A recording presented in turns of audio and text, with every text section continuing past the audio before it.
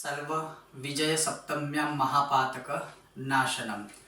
कर्मकांड बाय आनंद पाठक में आप सभी का मैं स्वागत करता हूं और सर्वप्रथम वीडियो अपलोड करूं उससे से पहले आप सबसे क्षमा चाहूँगा क्योंकि मैं बहुत ही एंड मोमेंट पे यह वीडियो अपलोड करने जा रहा हूं क्योंकि कुछ अनुष्ठानों की व्यस्तता की वजह से।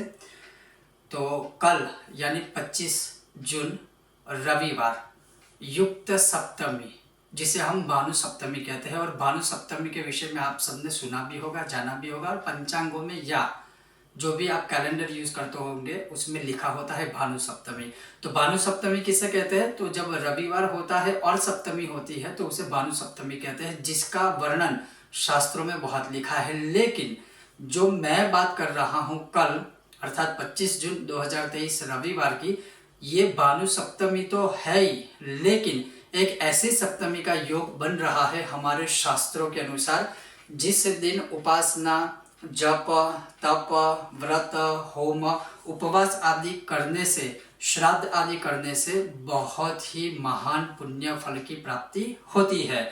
तो वो जो सप्तमी है इसे विवस्वत या विजया सप्तमी के रूप में भी शास्त्रों में प्रमाण दिया है। अब वो विवस्वत सप्तमी या विजया सप्तमी उसे क्यों कहा जाता है? तो लिखा हुआ है कि शुक्ल पक्ष की सप्तमी, ध्यान से सुनिएगा, शुक्ल पक्ष की सप्तमी, उसमें भी रविवार जब होता है तब उसे विवस्वत सप्तमी के रूप में हमारे शास्त्रों में वर्णित किया गया है।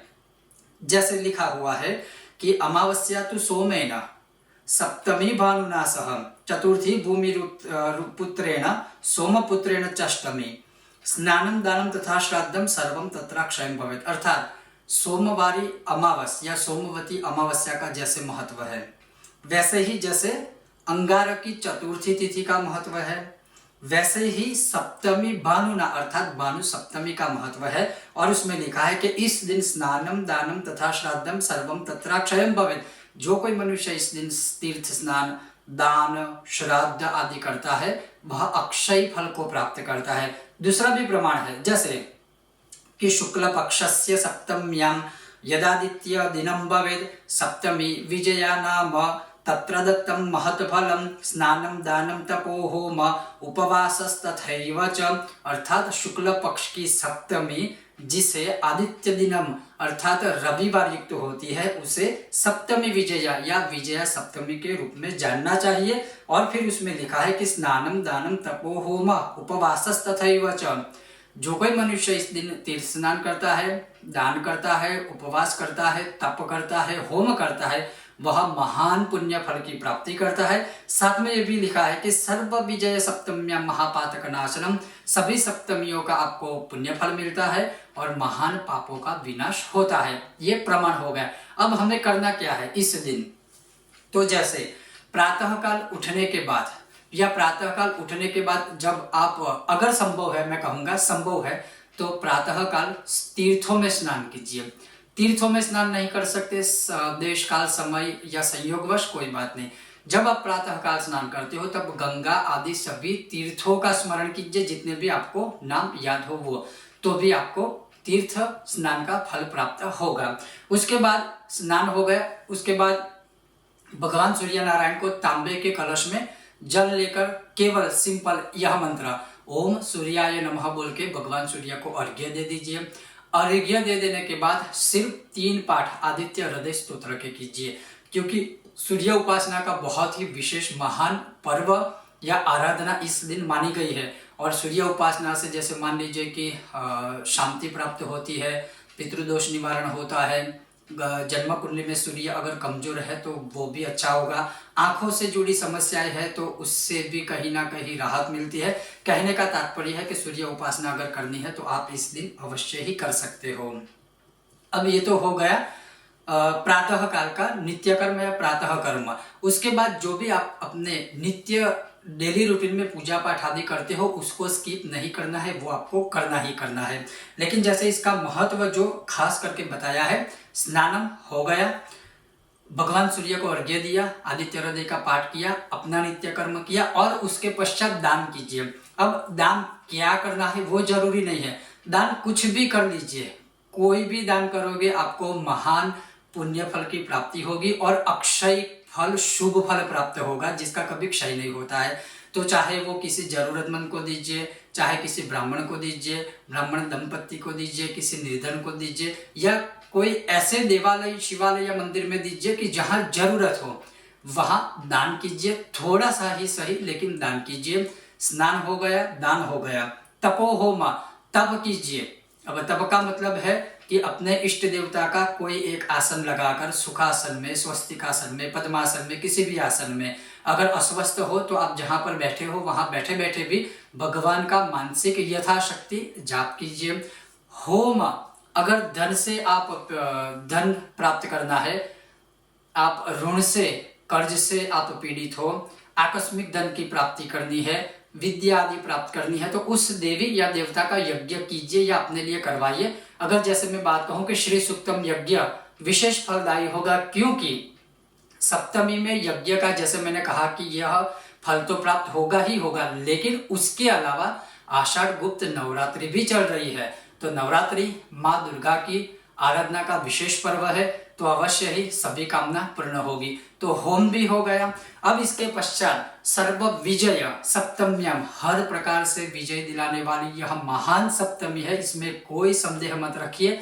इसमें अपराजिता विजया स्तोत्र या अपराजिता विद्या या अभया अपराजिता स्तोत्र कोई भी ले लीजिए, या अगर मैं शॉर्ट में कहूँ कि देवी अपराजिता जो स्तोत्र है उसके आप स्वयं पाठ कीजिए या किसी विद्वान ब्राह्मणों से करवाइए। अगर कोर्ट कचहरी क्षेत्र में फंसे हुए हो, कोई ऐसी जगह पर आपके जो सारे कार्य है जो नहीं बन पा रहे हैं उसको सिद्ध करना है, तो अवश्य ही इस दिन अर्थात 25 जून 2023 रविवार को अवश्य ही अपराजिता स्तोत्र के या तो स्वयं पाठ कीजिए या किसी विद्वान ब्राह्मण से यथाशक्ति पाठ आप करवा सकते हो।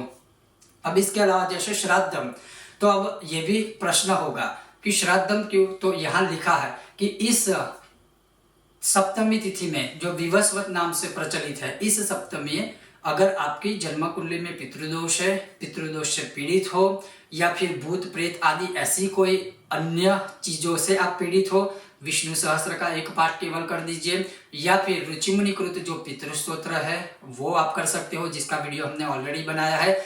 इसके अलावा अगर कहे तो आप अपने पितरों के लिए नित्य देव ऋषि मनुष्य पितृ तर्पण कर सकते हो, या किसी विद्वान ब्राह्मण के द्वारा आप करवा सकते हो।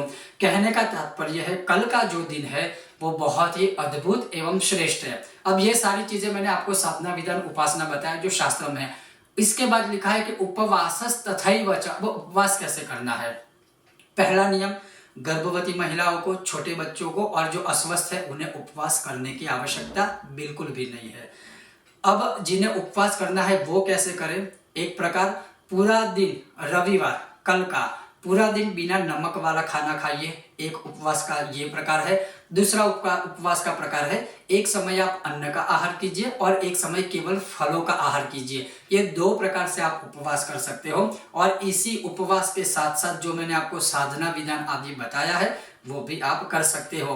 कहने का तात्पर्य है आपकी जो भी कामना है सकामना जो आपको परिपूर्ण करनी है, तो 25 जून 2023 अवश्य भगवान की इस प्रकार से आराधना कीजिए। जप कर सकते हो, तप कर सकते हो, यज्ञ कर सकते हो, श्राद्ध आदि कर सकते हो, पाठ पूजा आदि जो भी आप चाहो कर सकते हो। इन शॉर्ट में कहूँ कि सत्कर्म कर सकते हो। जो भी सत्कर्म आप करोगे इस विवस्वत नाम की सप्तमी के दिन वह अक्षयम फलम भवेत्, वो अक्षय फल देने वाली होगी। तो ये है एक विशेष वीडियो, बहुत ही कम समय में बना रहा हूँ और एंड समय पे शायद मैं बना रहा हूँ, उसके लिए मैं क्षमा याचना भी चाहूंगा। लेकिन कोई बात नहीं, जब भी आपको यह वीडियो प्राप्त हो अगर कल से पहले और आप देखते हो तो अवश्य आप भी प्रयत्न कीजिएगा इसमें से कुछ ना कुछ करने की। तो ये था एक विशेष पर्व का, एक विशेष योग का, एक विशेष महान वीडियो, क्योंकि बहुत ऐसे सारे योग होते हैं जो कभी कभी आते हैं चले जाते हैं, हमें पता भी नहीं चलता है, लेकिन ये मेरे ज्ञात में था तो मैंने सोचा कि चलो एक वीडियो बनाकर ही जल्द से जल्द अपलोड कर दूं। बहुत सारे अभी मैं विषय वीडियो लेकर आने वाला हूं, बहुत ही जल्द नए विषय वीडियो के साथ मिलेंगे। आपको यह विषय वीडियो कैसा लगा मुझे अवश्य बताइएगा, और अगर आपको यह विषय वीडियो पसंद आया हो बिना भूले लाइक कीजिएगा, अधिक से अधिक साझा कीजिएगा, चैनल पर नए हो तो सब्सक्राइब करके घंटी का आइकन अवश्य दबाएगा। बहुत जल्द मिलते हैं नए वीडियो और विषय के साथ। ओम गणेश, हर हर महादेव।